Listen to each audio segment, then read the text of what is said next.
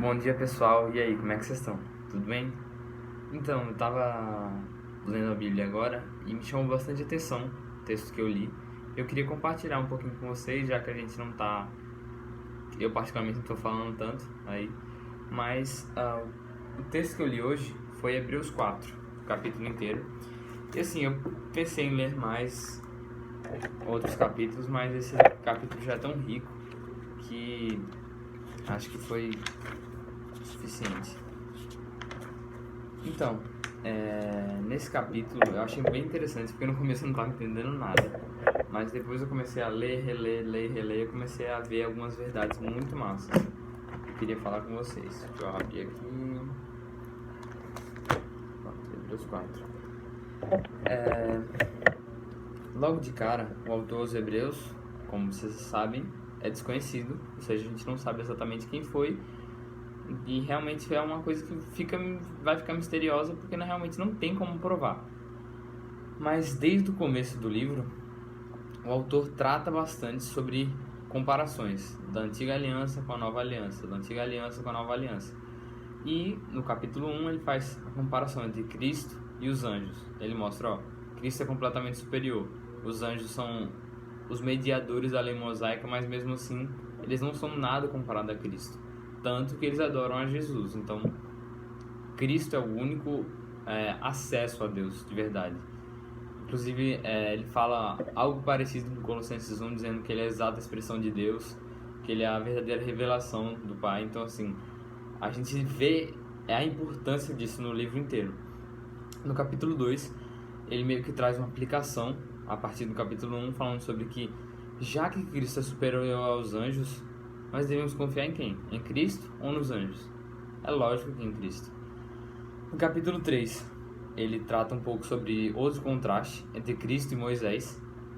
E aí, nesse contraste, ele fala sobre Moisés ter servido a Deus, mas Jesus ser o próprio Deus. Então, não existe comparação nisso. Nós devemos nos apegar a Cristo. Então, no capítulo 4, no capítulo 3 ainda, ele fala sobre a questão de como o povo que seguia a Moisés no Sinai, em rumo à terra prometida, foi idólatra. E Deus fala, na verdade ele cita aqui o Salmo 95, e desde da metade mais ou menos do capítulo 3 até o capítulo 4, ele faz meio que uma exposição do Salmo 95. E ele vai falando sobre: hoje, se ouvirem a sua voz, não endureça o seu coração como na rebelião, no dia da tentação no deserto, onde os pais de vocês me tentaram pondo-me à prova, e viram as minhas obras durante 40 anos. Esse salmo foi Davi que escreveu, e ele está relembrando o passado. Ele está dizendo, hoje, se vocês ouvirem a voz do Senhor, não façam como seus antepassados, porque eles foram rebeldes, eles foram contra o Senhor, e eles não glorificaram a Deus, eles não entraram no descanso de Deus. Essa ideia do descanso tinha a conotação da terra prometida, mas também apontava para um descanso superior, que é o que a gente vê aqui no capítulo 4. Então, vamos lá. Versículo 1. Portanto, ou seja, é sempre importante a gente prestar atenção nessas palavras. Portanto, isso quer dizer o quê? Isso é meio que, já que isso aqui aconteceu, que é o fim do capítulo 3, isso aqui que eu vou falar agora é verdade. O que é que ele diz? E a quem jurou que não entrariam no seu descanso, senão os que foram desobedientes. Assim, vemos que não puderam entrar por causa da incredulidade. Ou seja, ele está dizendo, aqueles israelitas não entraram na terra prometida por causa da incredulidade. Portanto, visto que nos foi deixada a promessa de entrar no descanso de Deus, tenhamos cuidado para não parecer que algum de vós deixou de alcançá-la. Porque também a nós foram anunciadas as boas novas, exatamente como aconteceu a eles. Mas a palavra que eles ouviram não lhes trouxe proveito, porque não foram unidos por meio da fé com aqueles a quem ouviram. Nós, porém, que cremos, entramos no descanso, conforme Deus disse: assim, jurei na minha ira, não entrarão no meu descanso. Ele disse isso, mesmo que as obras já estivessem concluídas desde a fundação do mundo. Basicamente a ideia aqui é: nós temos a promessa do descanso. Nós quem?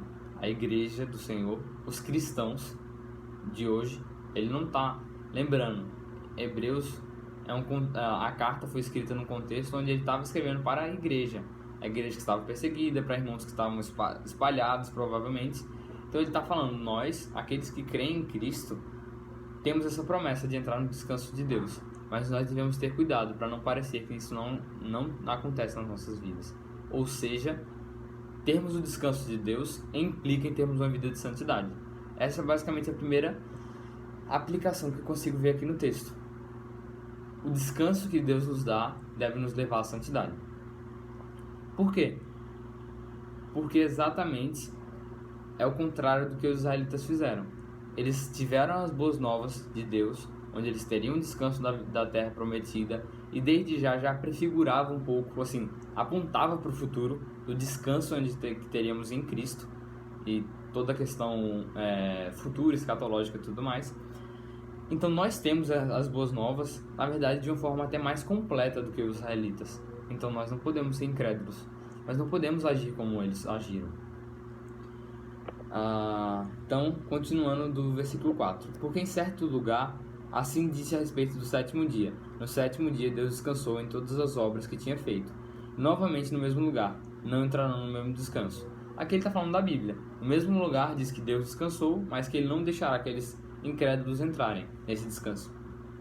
Visto, portanto, que resta entrarem alguns naquele descanso, e que por causa da desobediência não entraram aqueles das quais anteriormente foram anunciadas boas novas, de novo determina certo dia, hoje, falando por Davi, muito tempo depois, segundo antes tinha sido declarado. Hoje, se ouvirem a sua voz, não endureçam o coração.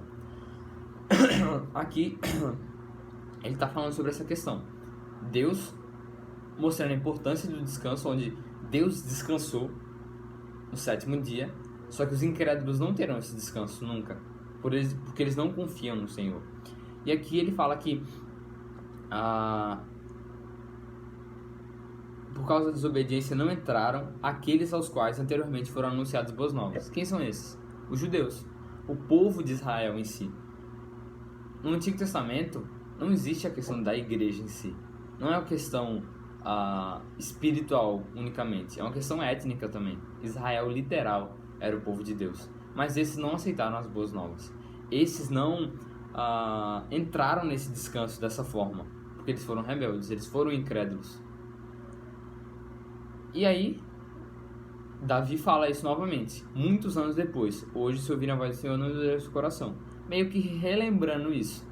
E aí o autor faz com que a gente pense um pouco sobre isso. Ele vai falar, versículo 8. Ora, se Josué, aquele que conduziu o povo à terra prometida, como sucessor de Moisés, tivesse dado descanso, não falaria posteriormente a respeito de outro dia. Ou seja, se o descanso que está sendo dito é simplesmente o descanso da terra prometida, não teria mais o que falar disso. Por exemplo, Davi foram muitos anos depois que ele falou sobre isso. Mas o texto continua. Portanto, resta um repouso sabático para o povo de Deus, porque aquele que entrou no descanso de Deus, também ele mesmo descansou das suas obras, como Deus descansou. Portanto, esforcemo-nos por entrar naquele descanso, a fim de que ninguém caia, segundo aquele exemplo de desobediência. Então, o texto aqui está nos trazendo isso. Existe o contexto passado e o futuro. Existe o descanso do agora, que a gente vai entender um pouquinho mais, e o descanso futuro. Aqui ele está falando sobre, portanto, resta um repouso sabático para o povo de Deus. Em que sentido? No sentido de o povo de Deus não tem seu descanso, por exemplo, numa terra prometida. Não é isso. Tem a forma futura, que é qual? Os céus. Nosso descanso eterno em Cristo está nos céus. E a gente deve aguardar ansiosamente isso. Esse descanso que nos será dado por meio de Cristo. Então a gente tem que lembrar sempre disso. Essa é uma verdade que deve ser central nas nossas vidas. E o outro descanso é um descanso presente. É quando nós cremos nas boas novas anunciadas e somos levados à obediência, tendo assim um relacionamento com Deus. E a gente vai, no final do texto, a gente vai entender melhor como é que é isso aqui. Mas aí o autor fala sobre, portanto, esforcemo-nos por entrar naquele descanso, a fim de que ninguém caia, segundo aquele exemplo de desobediência. Mas por que isso? Por que o autor está falando isso? E aí ele continua no versículo 12. Porque a palavra de Deus é viva e eficaz, e mais cortante do que qualquer espada de 2 gumes, e penetra até o ponto de dividir alma e espírito, juntas e medulas, e é apta para julgar os pensamentos e propósitos do coração. E não há criatura que não seja manifesta na sua presença. Pelo contrário, todas as coisas estão descobertas e expostas aos olhos daquele a quem temos de prestar contas. Então, por que a gente deve nos esforçar? Porque a palavra de Deus é viva e eficaz. E nenhum pensamento, nenhum propósito ficará oculto. Deus sabe todas as coisas que nós pensamos, que nós fazemos, que nós fazemos da forma errada. Muitas vezes são coisas certas, mas que são feitas da forma errada. E nós iremos prestar contas disso a Deus. Por isso, nós devemos nos esforçar para entrar nesse descanso. Nós devemos nos esforçar para viver uma vida de santidade, para viver de acordo com a nossa posição. Existe essa questão na Bíblia, onde nós temos a posição e as nossas ações. Como assim? Em Cristo nós já fomos declarados santos. Nós somos justos. No céu você não vai ser mais santo, mais justo, posicionalmente falando, do que você é hoje. A sua santidade é a santidade de Cristo. E, posicionalmente falando, você está em Cristo. Espero que ninguém tenha entendido nada errado. Estou dizendo posicionalmente. Você está em Cristo. Você é nova criatura por causa disso. Mas, em atitudes, isso é crescente. É o que a gente chama de santificação progressiva. Então, nós devemos nos esforçar nesse sentido para viver uma vida de santidade. E o versículo 12 ao 13 me chama muita atenção. Porque ele está falando, a palavra de Deus é viva e eficaz. E ela separa coisas que nem seriam possíveis. Ela é mais cortante do que qualquer espada de 2 gumes. E ela divide alma e espírito, uma coisa que não dá para dividir, juntas e medulas. E ela é apta para julgar os pensamentos e propósitos do coração. Ela consegue julgar tudo que tem dentro do seu coração. Aquilo que você faz sem ninguém ver, aquilo que você pensa sozinho, Deus sabe. E isso é uma coisa que me constrange. Isso é uma coisa que me entristece, de certa forma. Porque eu sei que eu tenho pensamentos impuros. Eu sei que eu não tenho servido ao Senhor como deveria. Eu sei que eu devo buscar mais a Ele. E você? Como tem estado sua vida de devoção a Deus? Será que seus pensamentos e propósitos estão voltados para o Senhor? Ou para os seus desejos, para seus objetivos? Então, a primeira aplicação que a gente tirou daqui foi: o descanso de Deus nos leva à santidade. O segundo nós devemos nos esforçar nisso, pois prestaremos contas ao Senhor. Certo? Então, só que isso meio que fica incompleto. E aí o texto, a parte final, nos traz a conclusão de tudo isso. Pô, a gente vai prestar conta a Deus. Como assim? Em Cristo eu não já tenho certeza da vida eterna? Eu não vou passar por julgamento? Sim, você vai passar por julgamento. Mateus, se eu não me engano, Mateus, em um dos evangelhos, que eu não lembro exatamente se é Mateus, mas Jesus fala sobre isso também, sobre prestarmos contas do que falamos e tudo mais. Mas a gente tem que diferenciar isso aqui a partir da continuidade do texto. Vamos lá, de novo o 13. E não há criatura que não seja manifesta na sua presença. Pelo contrário, todas as coisas estão descobertas e expostas aos olhos daquele a quem temos de prestar contas. Tendo, pois, Jesus, o Filho de Deus, como grande sumo sacerdote, que adentrou os céus, e o conservemos firmes a nossa confissão. Porque não temos um sumo sacerdote que não possa se compadecer das nossas fraquezas. Pelo contrário, ele foi tentado em todas as coisas à nossa semelhança, mas sem pecado. Então, aqui ele está falando, nós iremos prestar contas a Deus. Só que a gente vai prestar contas a Deus de uma forma diferente. A gente tem Jesus como sumo sacerdote, como aquele que se compadece de nós. O sumo sacerdote aqui é uma figura do Antigo Testamento, que é aquele que expiava pelo pecado do povo. Era aquele que pegava o sacrifício e sacrificava a Deus. Era ele que fazia meio que a mediação entre o povo e Deus. Então, o povo não podia simplesmente chegar e pedir perdão a Deus. Era necessário que um sacrifício fosse feito no Antigo Testamento. E esse sacrifício aponta para Cristo. E o que me deixa mais alegre é que Cristo foi o sumo sacerdote, aquele que apresentou os pecados e foi o mediador, mas ele também foi a oferta. Ele morreu na cruz para nos salvar. ele foi o perfeito sacrifício. Então, nossa vida de santidade tem outra parte. Não é só porque iremos prestar contas, mas por gratidão.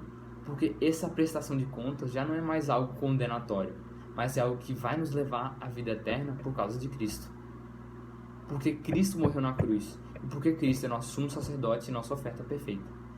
E aí, além dele se compadecer das nossas fraquezas, por ele ter sido tentado em todas as coisas, a nossa semelhança, mas não ter pecado, isso é importante, Cristo não pecou em nenhum momento. E assim, não existe nem a possibilidade disso acontecer. Cristo não pode ter pecado em nenhum momento, pois assim ele não seria perfeito, ele não teria sido o nosso resgate. E aí, portanto, mais uma vez essa palavra é importante, por conta de tudo isso, aproximemo-nos do trono da graça com confiança, a fim de recebermos misericórdia e encontrarmos graça para ajuda em momento oportuno. O que falar desse texto, né? Por causa de Cristo, nós podemos nos aproximar do trono da graça com confiança. A gente pode chegar e assim, buscar, receber misericórdia, encontrarmos graça para ajuda em momento oportuno. Que coisa maravilhosa! Em Cristo, nós temos confiança para nos aproximarmos do trono da graça. Porque assim como João 1, deixa eu achar aqui, João 1, cadê?